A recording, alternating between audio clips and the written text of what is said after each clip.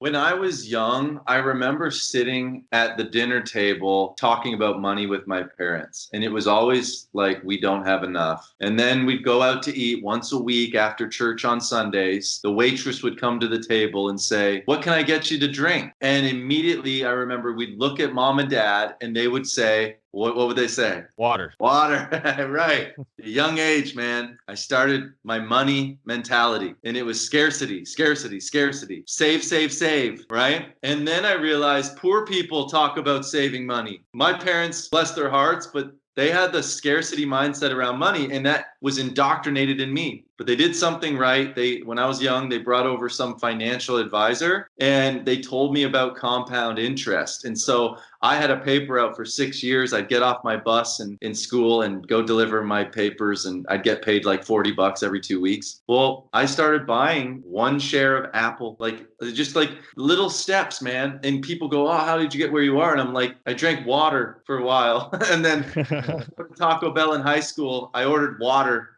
I didn't order the menu. I bought the dollar menu for years. So I think about little things like that along the way. Now, obviously, I don't do that stuff, but it's about changing your mindset from life doesn't have to be your 9 to 5 and it's just the way it is. Well, some people are just born privileged. That's not the case. Stop making excuses. There's a million amazing opportunities to make income online. Your show shares about that all the time. But I just felt like in my life, I could go work for the man, do a 9 to 5, make 50, 60,000, whatever, and have a decent life. But it would come at a cost. It's almost like, I hate to say it, but if you have a W-2, it's a form of imprisonment.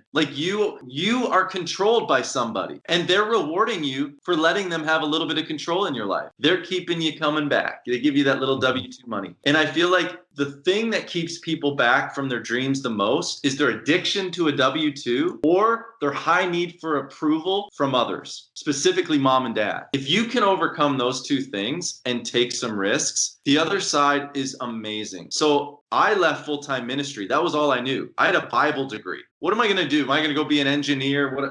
What do you do with that, right?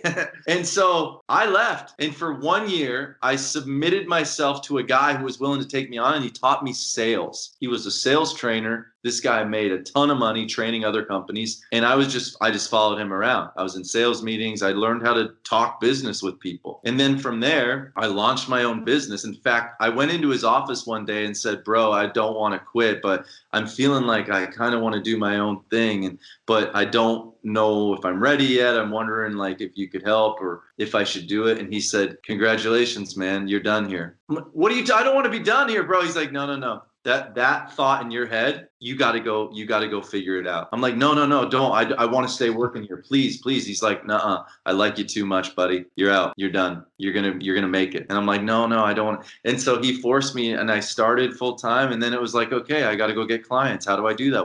How do I learn Facebook ads? How do I learn how to talk to people? What's a messaging framework that works to get the attention of others? I don't know. So for me, passive income has honestly changed my life. I just bought my dream home a few months ago that I'm in right now. I never thought I'd be able to afford it. And it's just it's all those little decisions of going without for a little while. I still don't splurge on stuff because I'd rather go put that money to work for me. I see every dollar that comes in, I probably live off 10 or 20% of my income. And because I'm I don't want to live off anymore. Are you kidding me? I could go buy, this sounds so cocky, but for people that know me, I can go buy whatever Lamborghini I want. I'll just go pay cash for it right now. I can go do that and then flex and put that on Instagram and be like, "Hey, look at me." But I feel what an idiot. You're such an idiot. That money could be put into work for you. You imagine if 5 months ago you took that money and put it in Bitcoin, you'd have 2 Lamborghinis today. So I'm not advising people to buy a certain asset, Bitcoin, stocks, whatever, but it's just if you're in your 20s or 30s, it's your building phase. You should be taking all that extra money and getting it to work for you. I see money as employees. Those are my little employees. They should go work for me. So I tell my friends all the time, don't live off your W-2, live off the profits that your W-2 money is making for you. So take all your money that you're making. Don't go spend it. That's what poor people do. Don't go save it. Put it in a checking account. People that save money, it's like they're sitting, I've heard the illustration, it's like a melting ice cube because your buying power continually goes down, right? Mm-hmm. You've got to go put your money to work. You've got stocks, you've got real estate, you've got e-com. Pick one, find something, Google, watch YouTube videos, figure it out, listen to your show, right? But there's a million ways to become educated. There's no more excuses. Well, I didn't go to school for that. Are you kidding me? Stop. Like, YouTube is your school. You don't need no 4-year degree to do anything that I'm talking about. I still haven't read a book on marketing, yet I make more money in marketing. So stop with the excuses. It's just, there's a million opportunities out there. You just got to take advantage of them.